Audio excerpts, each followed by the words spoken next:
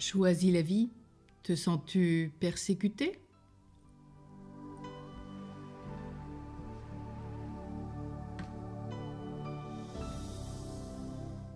De nombreuses personnes croient être tyrannisées par leurs parents, partenaires, collègues de travail, chefs de service, dans un corps militaire, à l'école, en famille,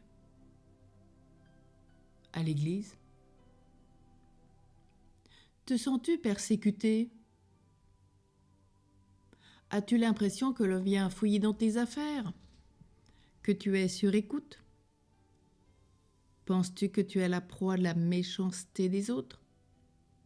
Celle de la vindicte populaire? Il peut y avoir en toi un scénario de victime.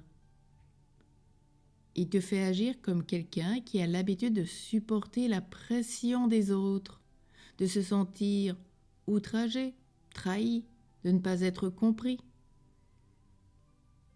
La plupart du temps, si tu prends la peine d'y regarder de près, cela n'est pas vraiment fondé ou ne l'est qu'en partie. Par ailleurs, les autres ne peuvent rien te faire sans ton accord, au moins inconscient. Tu pourrais en effet refuser, dire non et te protéger mieux. N'y a-t-il pas une certaine complaisance de ta part à cultiver cette position de victime et les autres à jouer ces rôles de persécuteurs ou de sauveurs que l'on a déjà vus tant de fois dans ces Choisis la vie? N'en tires-tu pas des bénéfices?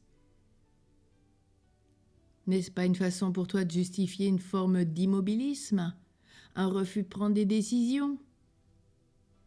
Si tu te prends pour une victime, cela te permet de ne pas t'estimer responsable de tes erreurs et de tes manques. Aujourd'hui, regarde le monde avec des yeux neufs. Il n'y a pas deux catégories de personnes. Ceux qui infligent des tourments et ceux qui les subissent. Comme on l'a déjà vu précédemment, nous pouvons tous jouer à ces jeux psychologiques. Victime, persécuteur, sauveur. Et pourtant la vie spirituelle n'est pas là.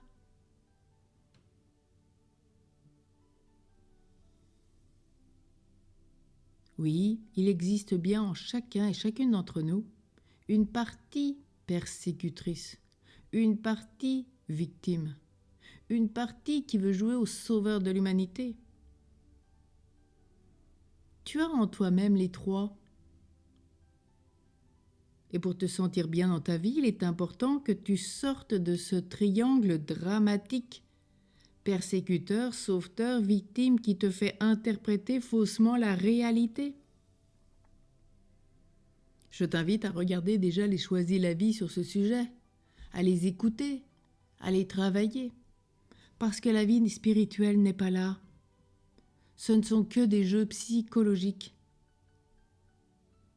Peut-être mettre un grand point d'interrogation à certaines de tes croyances pour ne plus contaminer tes relations avec autrui. Il y en a un qui est le sauveur de l'humanité, le Christ. Il a donné sa vie pour toi et pour l'humanité entière.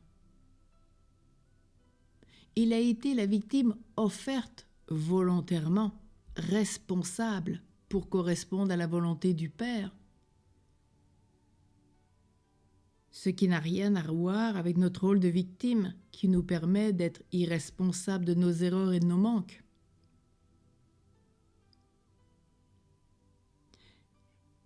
Et c'est par nos péchés que nous l'avons persécuté et qu'il est mort par amour pour nous sauver. Et si vraiment on te fait du mal, agis comme le Christ. Père, pardonne-leur, ils ne savent pas ce qu'ils font. Et pardonne-leur. Prie pour tes ennemis. Tu iras dans la sainteté à pas de géant.